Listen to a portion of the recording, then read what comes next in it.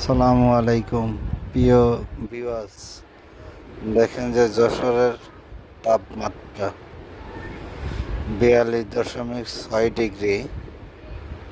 ভয়াবহ অবস্থা, রাস্তার বেহাল অবস্থা, রাস্তার পিচ পর্যন্ত গলে গেছে।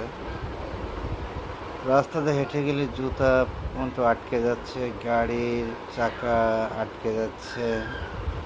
কি করুন অবস্থা! আল্লাহ আমাদের সকলকে মাফ করুন, একটু দয়া করুন। আল্লাহ, তুমি বড় দয়া মেহেরবান।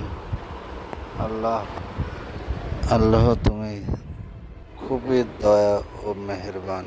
তোমার মহান কুদরতি দ্বারা আমাদের সকলের দেশবাসীকে রক্ষা করুন এই ভয়াবহ গরম থেকে। আল্লাহ, মহান কুদরতি দ্বারা তোমার বৃষ্টি দান করুন, সকলকে রক্ষা করুন। আল্লাহ, তুমি সর্বশক্তি।